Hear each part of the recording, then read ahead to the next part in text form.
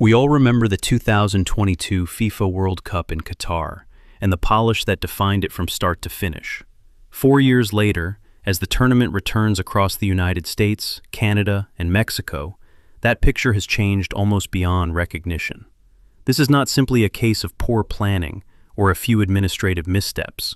What we are witnessing is a system engineered to extract every possible dollar from the game.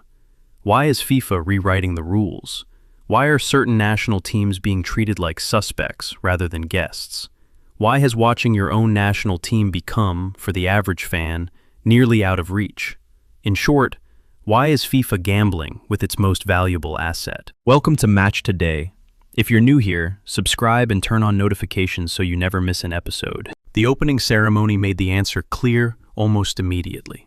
Rather than a celebration befitting the history of football and the cultures of 3 host nations, viewers got a disjointed, low-energy show that felt closer to a school assembly than the launch of the world's largest sporting event. Outside the stadium, the contrast was stark. In Mexico City, teachers' unions and other labor groups staged large demonstrations that turned into clashes with riot police.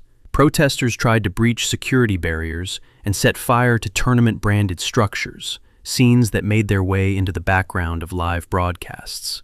The opening match itself was no calmer. The referee issued 3 red cards in a single game, an unprecedented total. For context, the entire 2022 tournament produced only 4 red cards in total.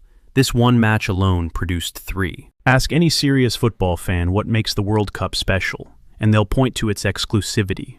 Qualification alone is a historic achievement, earned through grueling campaigns that only a select group of nations ever survive. This year, that exclusivity took a hit. FIFA expanded the tournament to 48 teams. Officially, the rationale is opportunity, giving smaller footballing nations a long-awaited shot at the world stage. It's a compelling story, but the numbers tell a different one. 16 additional teams mean roughly 40 additional matches, and every extra match means more broadcasting revenue, more sponsorship inventory, more advertising, and more ticket sales. FIFA's projected revenue for this cycle is expected to climb sharply compared with Qatar. The cost may be quality. The gap between top-tier and lower-ranked teams has widened. Lopsided scorelines are becoming routine, and the group stage is losing its magic, with many matches feeling like qualifiers rather than World Cup fixtures. For a growing number of observers, the tournament doesn't really begin until the round of 16. One of Qatar 2022's quiet strengths was its compactness. Stadiums sat close together, travel was simple, and fans could realistically attend several matches in a single day. The 2026 tournament is the opposite, spread across an entire continent, with some teams logging thousands of miles of travel during the group stage alone. Instead of resting between fixtures, players are spending that time in airports and on planes. Player representatives report that this travel load, compounded by summer heat and humidity, is raising the risk of muscle strains and ligament injuries. Fans bear a version of the same burden. Following a team across the United States, Canada, and Mexico means absorbing steep airfare and accommodation costs, making it increasingly impractical for ordinary supporters to follow their team through the group stage. FIFA has introduced several rules intended to cut down on time wasting. Substituted players must exit the field promptly, delays on throw-ins and goal kicks draw faster sanctions, and injured players who receive on-field treatment may be held off the pitch for a set period before returning. On the surface, these look like measures to keep the game flowing, but critics see a commercial motive underneath. FIFA has also expanded mandatory hydration breaks, which create additional stoppages and additional advertising windows for broadcasters. These breaks remain in place even in mild weather, leading many to view them less as medical safeguards and more as commercial opportunities. Ticketing has emerged as its own flashpoint. FIFA introduced dynamic pricing, the same demand-based model used by airlines, meaning prices climb automatically as demand rises. Tickets that start at a modest price point can balloon quickly, and final match tickets have hit eye-watering figures on the resale market. Even official prices are markedly higher than in previous tournaments.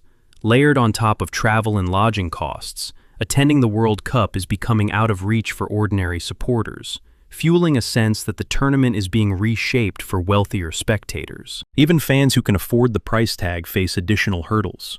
Expanded travel restrictions and visa complications have created serious obstacles for supporters and team delegations from a number of countries. Some fans have had visa applications denied after already paying for flights, hotels, and tickets. Several national teams reportedly dealt with delays and administrative tangles involving staff and support personnel. And critics argue the host nation's immigration policies have introduced needless uncertainty for participants and fans alike. Security procedures have drawn their own criticism. There have been reports of players and delegations facing unusually intensive screening, searches, and prolonged questioning that many considered excessive. Officials have characterized these measures as standard protocol, but the images have sparked considerable public debate. Infrastructure issues have only added to the controversy.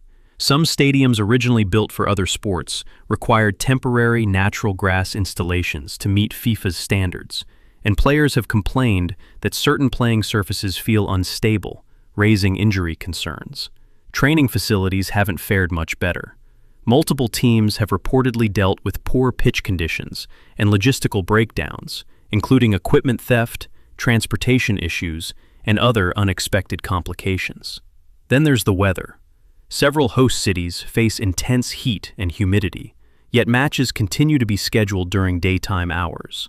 Players, coaches, and medical staff have repeatedly flagged the toll this takes on performance and player safety. Taken together, these issues have made the 2026 World Cup a flashpoint in the broader tension between sporting tradition and commercial ambition. Whether this controversy comes to define the tournament is still an open question, but the debate over organization, travel, pricing, security, and player welfare is already one of the biggest storylines of the competition. That's it for today's episode. If you made it this far, you're amazing. Drop a like before you go so we know how many of you stuck around to the end, and let us know your thoughts in the comments. See you next time.